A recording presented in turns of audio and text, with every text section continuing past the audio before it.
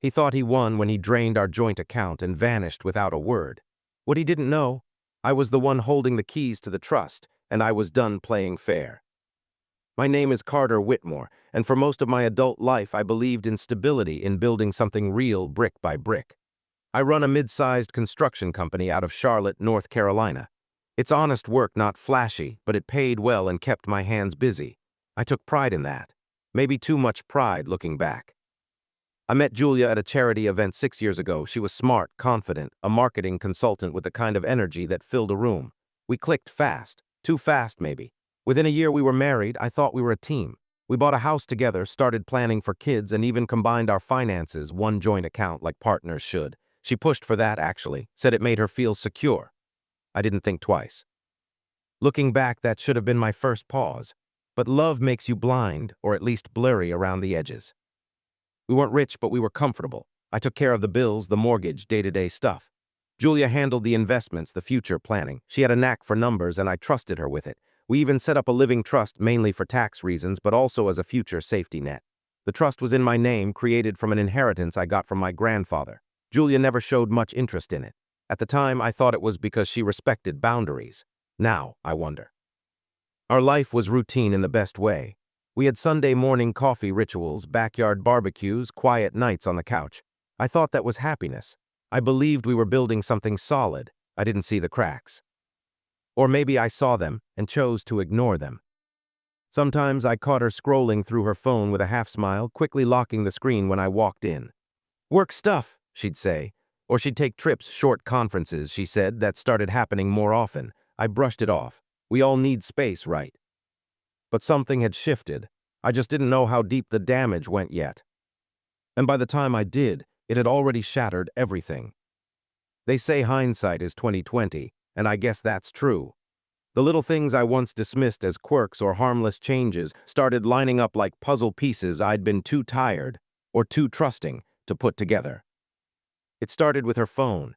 Julia used to leave it around the house, always face up, no passwords, nothing hidden.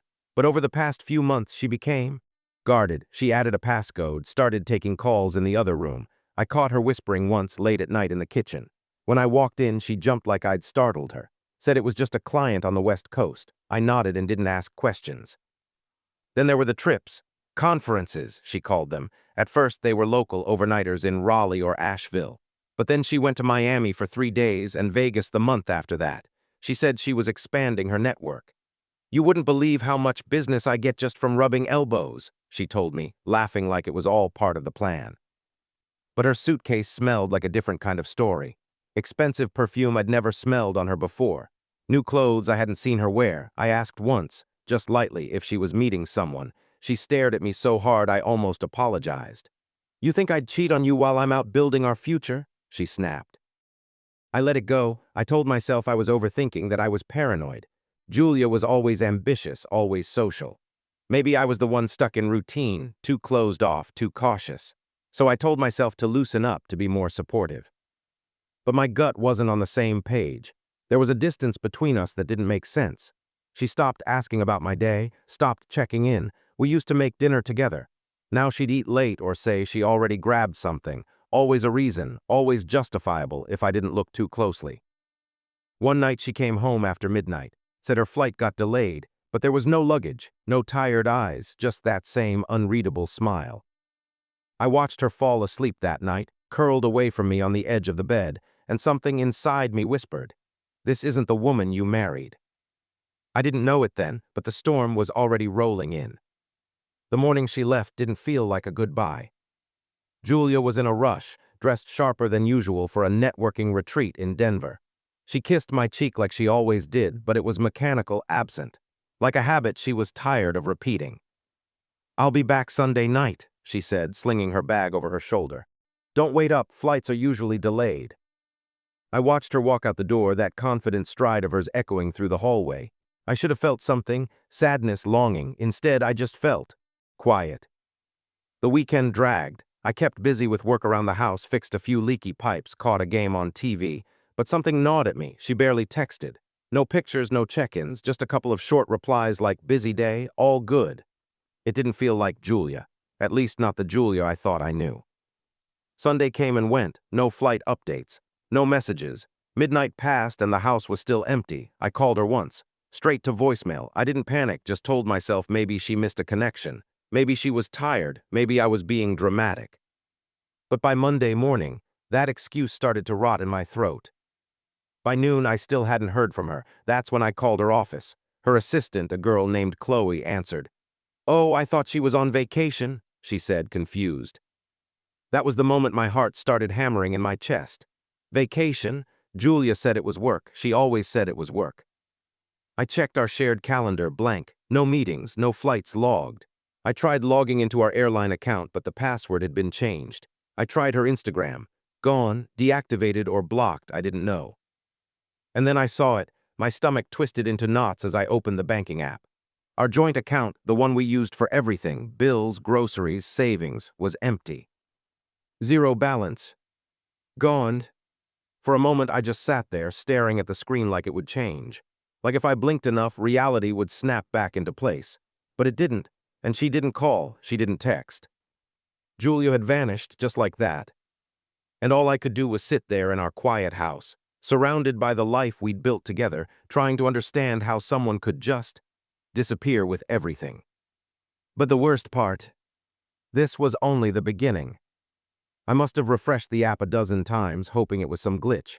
A technical error, a bank delay, but each time the screen stared back at me cold and unchanged. $0. The number felt like a slap, a joke, like she was mocking me through the screen. I opened the transaction history and scrolled. The withdrawals were clean, precise, and fast. 5 large transfers over the span of 2 days, each carefully spaced out, 10,000 here, 15 there. The last one cleaned out the rest, every cent. She hadn't just drained it, she'd planned it, strategically, quietly. It hit me like a punch to the gut. This wasn't a mistake, this was a heist. At first, my hands were shaking so badly I could barely type. I called the bank.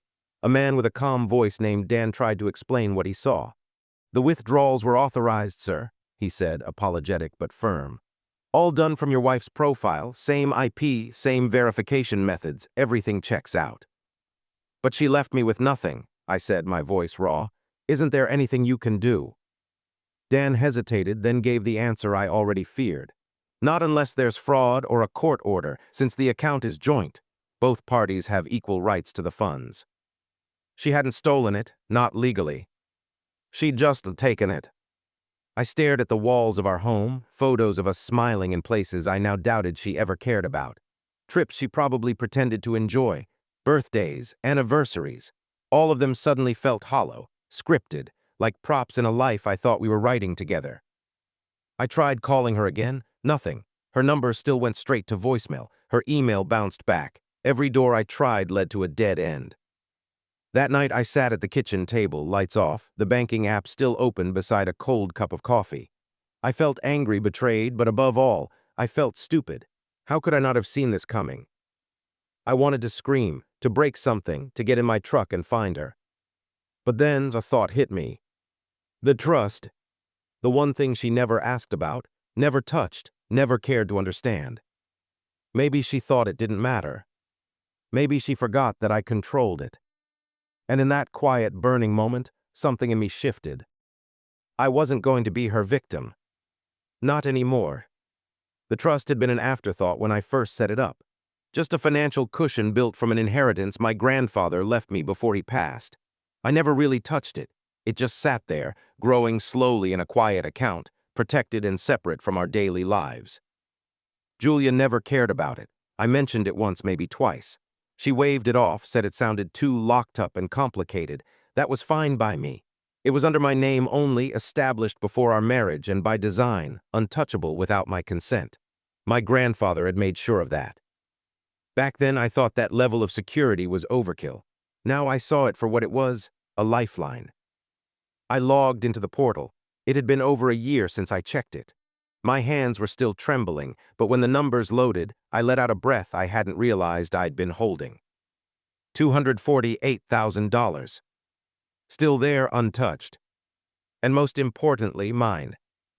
I leaned back in the chair, and for the first time in days, I felt a flicker of control return to me. She might have taken our savings, but this, This was something she couldn't touch. She didn't even know it existed anymore. That realization shifted something inside me. The panic started to fade, replaced by a new kind of focus. My world wasn't over, not even close. She thought she'd gutted me, left me with nothing, but she forgot one thing. I don't go down easy. The next day, I took a personal day from work and drove out to meet my family lawyer, a guy named Malcolm I'd used when setting up the trust. He raised his eyebrows when I walked in, looking like I hadn't slept in days. "What brings you back in?" he asked, sliding his glasses up his nose. I laid it all out, the account, the vanishing, the lies. Malcolm listened quietly, nodding. Then he said something I'll never forget. "She played dirty, but she forgot you've been sitting on the one thing she can't take."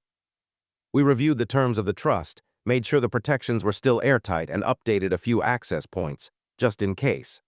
Malcolm suggested documenting everything: emails, texts, call logs, financial statements. He called it building the record. "She might think this is over," he said, "but we're just getting started." I walked out of his office with a folder under my arm and a fire building in my chest. Julia had made her move. Now it was my turn.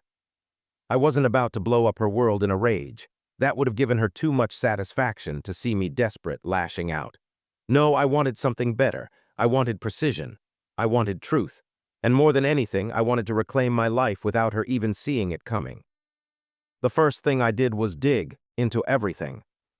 I spent the next few evenings poring over our digital footprint like an investigator chasing a ghost. I searched through our shared cloud drive, emails, phone bills, flight records, even our tax returns. Everything she thought was buried, I unearthed.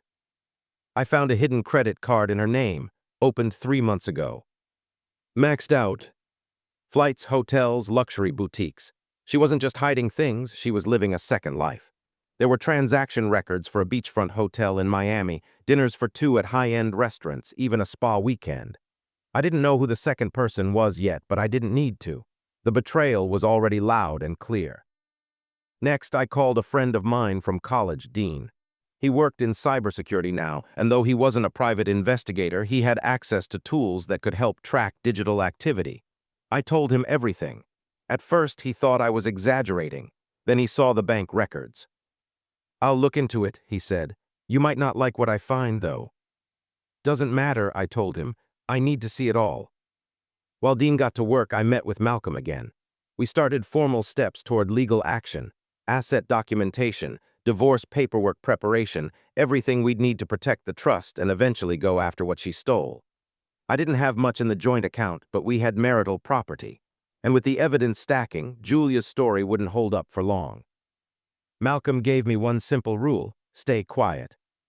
No texts, no emails, no confrontation, not yet. "Let her feel safe," he said. "Let her think she got away with it." So I did. I went to work like normal, laughed with my crew, answered emails. I even left her a voicemail. "Hope Denver was good, call me when you can." Fake calm, measured silence. I played the part. Because the longer she stayed in the dark, the more she'd slip up. And I was waiting with a pen, a folder, and every receipt she thought I'd never find. Dean called me a week later. I could hear it in his voice, that heavy pause before he spoke. He didn't want to be the one to confirm what I already suspected. "I got into her cloud backups," he said quietly. "The ones she didn't unlink from your shared Google Drive, she probably forgot or thought you'd never look." "What did you find?" I asked, already bracing myself. "A lot: photos, messages, hotel bookings, and one name that comes up over and over again, Marcus Laird."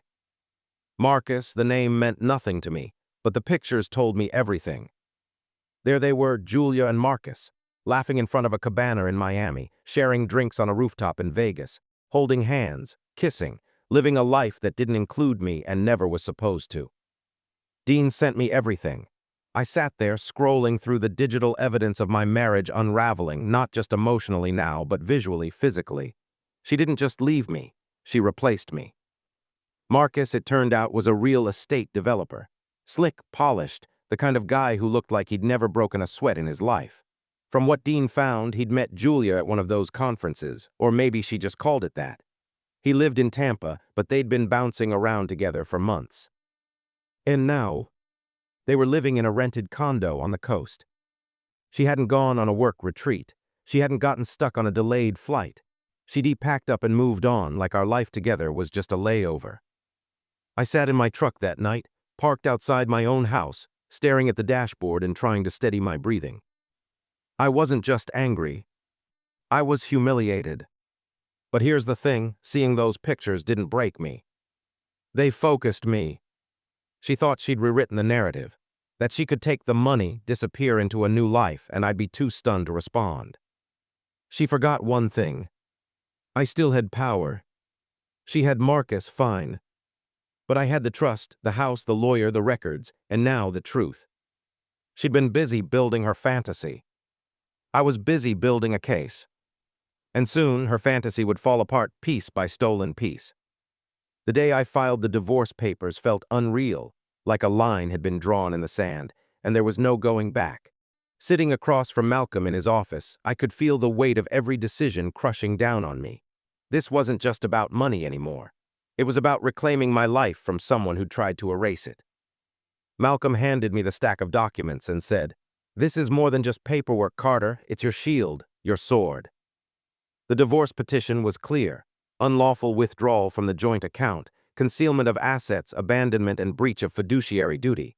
We had the evidence, every transfer, every secret credit card, every trip she'd lied about. The photos and messages Dean found sealed the emotional betrayal, adding pressure for a favorable settlement. I sent the papers to Julia's last known address, along with a certified letter demanding a full accounting of her whereabouts and finances. It was cold. It was official. It was necessary. Days later, I got the response, or rather, the lack of it. No answer, no rebuttal, no lawyer contact. Just silence. I suppose that was her way of admitting defeat without saying a word. But I wasn't done. Malcolm advised me to freeze any remaining shared assets and begin negotiations for temporary custody of our dog, a small golden retriever named Max, who was the only living thing left between us that still felt like home. I kept my emotions in check, even as anger bubbled underneath. Every step forward was a small victory, but it didn't erase the sting. She took everything from our account, yes, but the emotional scars, they were harder to heal. Still, I kept reminding myself, this was about justice, not revenge. I wanted her to face consequences, but also closure. For me, for what we had been and what she decided we wouldn't be. At night, when the house was quiet and empty, I sometimes thought about her. About the lies, the secrets, and the woman I thought I married. I wondered if she ever felt regret, or if she was already too far gone, lost in the life she'd built without me.